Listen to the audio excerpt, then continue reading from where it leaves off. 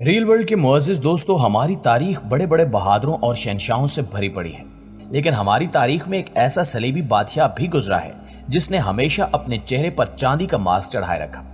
یہ بادشاہ کون تھا؟ اس نے اپنی پوری زندگی میں اپنے چہرے سے ماسک کیوں نہیں اتارا؟ کیا اسے کوئی خطرناک بیماری لاحق تھی؟ اگر آپ ان سب سوالوں کے جوابات جاننا چاہتے ہیں تو آج کی اس قیمتی ویڈیو کو شروع سے لے کر آخر تک ضرور دیکھیے گا تاکہ آپ بھی تاریخ کے اس اہم بادشاہ کے بارے میں جان سکیں۔ ناظرین گرامی، قرون وسطی 11ویں اور 12ویں صدی عیسوی کا دور صلیبی جنگوں کا دور کہلاتا ہے۔ اس دور میں یورپ میں مسلمانوں اور عیسائیوں کے درمیان کئی عظیم مارکے ہوئے اور مختلف اہم شخصیات کے نام تاریخ میں رقم ہوئے، اور ان ناموں میں ایک نام بالڈون چہارم بھی ہے۔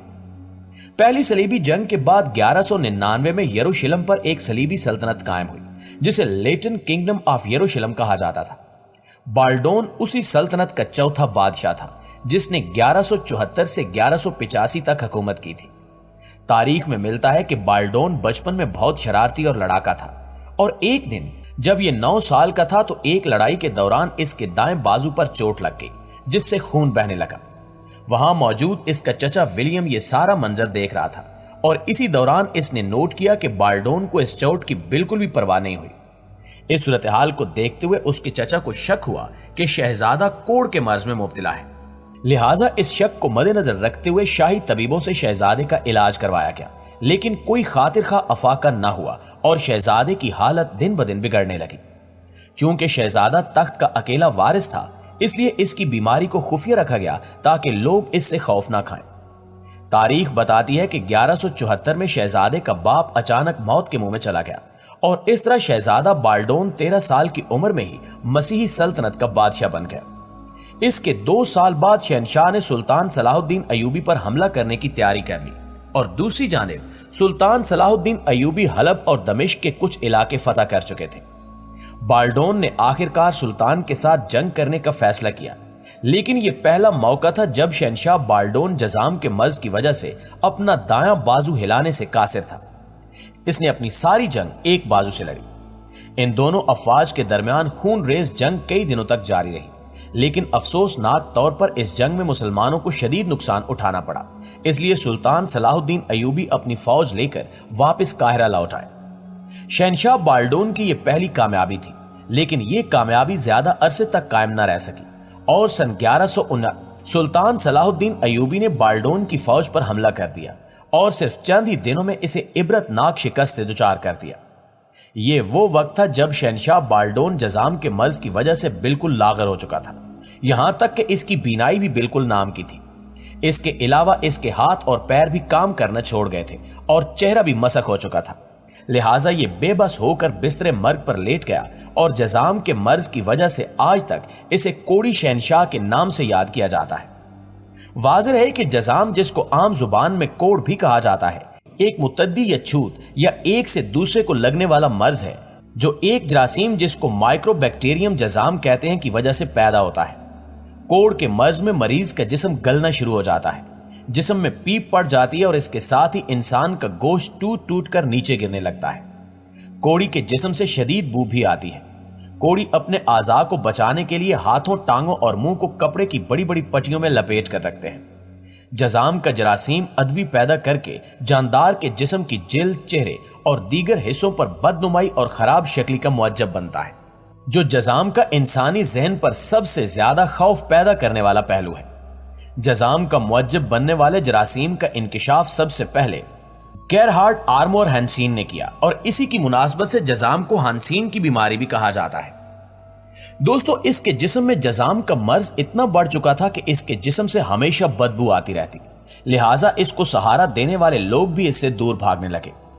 وقت گزرتا رہا اور پھر ایک دن ایسا آیا جب اس کے جسم سے گوشت گل سڑ کر نیچے گرنے لگا اور اس کے پورے جسم میں کیڑے پڑ گئے، لیکن یہ اس حالت میں بھی چاہتا تھا کہ لوگ مجھے نہ چھوڑیں، اس لیے اس نے اپنے پورے جسم پر پٹیاں چڑھا لی تاکہ لوگ اس کا جسم دیکھ نہ سکیں، اور یہی وجہ تھی کہ اس نے اپنے چہرے پر بھی ایک چاندی کا ماسک لگا رکھا تھا۔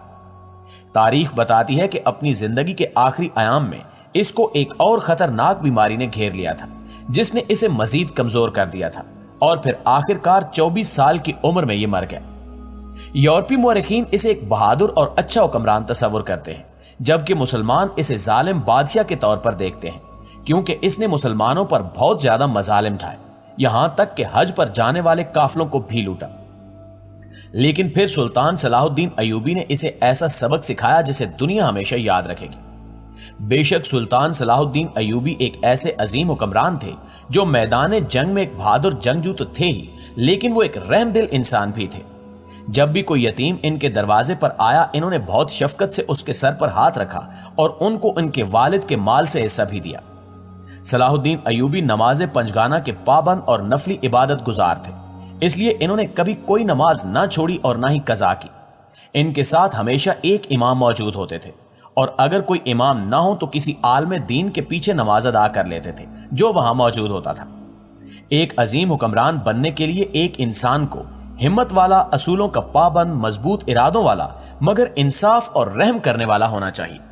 सुल्तान सलाहुद्दीन अय्यूबी हर पीर और जुमेरात को एक खास इजलास मुनक्किद करते थे, जिसमें बैठकर अवाम की फरियाद और तकालीफ सुनी जाती थी, और उस महफिल में कानूनदान, काजी साहिबान और आलमे दीन भी शिरकत करते थे। सलाहुद्दीन ने अपनी जिंदगी में कभी किसी की मदद करने में कोई कोताही नहीं बरती। इन्होंने सारी जिंदगी जो कुछ कमाया उसका बेशतर हिस्सा सदका और खैरात में खर्च कर दिया, और कभी वो इतनी दौलत जमा ही न कर पाए कि वो ज़कात अदा करते। फातेह कुदस सुल्तान सलाहुद्दीन अय्यूबी ने 100 से ज्यादा जंगें लड़ी और इस्लामी सल्तनत को तवील अरसे तक सलीबियों से महफूज कर दिया। वो सादा मिजाज सुल्तान थे जिन्होंने अपने पीछे कोई माल ना छोड़ा, यहां तक कि इनकी जमा पूंजी सिर्फ 57 दीनार थे। यही वजह है कि अंग्रेज मुअर्रिख भी सुल्तान सलाहुद्दीन अय्यूबी की सादगी और आला ज़र्फ होने का एतराफ करते थे। इन पर लिखी गई बेशुमार किताबों में यह लिखा है कि वो सच्चे आशिक़े रसूल सल्लल्लाहु अलैहि वसल्लम थे और दरूद शरीफ कसरत से पढ़ते थे।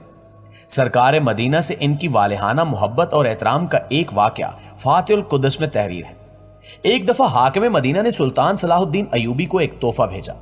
लाने वाले ने कहा कि ए सुल्तान, हाकिम मदीना ने आपके लिए एक ऐसा खास तोहफा भेजा है जो आज तक शायद आपको किसी ने ना दिया हो। सुल्तान ने जब उस तोहफे के लिहाफ को खोला तो उसमें खजूर के पत्तों का बना हुआ एक पंखा था।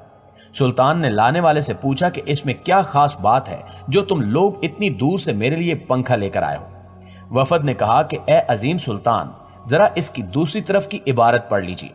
सुल्तान ने पंखे को जब दूसरी तरफ उल्टा तो उस पर लिखा था कि यह पंखा हाकिम मदीना की तरफ से सुल्तान के लिए एक खास तोहफा है जो कि उस खजूर के पत्तों से बनाया गया है जो बिल्कुल नबी अकरम सल्लल्लाहु अलैहि वसल्लम के रौज़े अनवर के साथ मुत्तसिल है। सुल्तान ने जब यह पढ़ा तो उसकी आंखों में आंसू जारी हो गए और पंखे को चूमकर अपने सर पर रखा और दरूद पढ़कर कहने लगा, वाकई इससे पहले आज तक किसी ने मुझे ऐसा तोहफा नहीं दिया। जी तो मुअज़्ज़िज़ साथियों, ये थी हमारी आज की वीडियो। इस हवाले से आप दोस्तों की राय क्या कहती है, कमेंट करके हमें जरूर बताइएगा। इंशाल्लाह आपसे मुलाकात होती है अगली वीडियो में। तब तक अपना और अपने प्यारों का ढेर सारा ख्याल रखिए। अल्लाह ने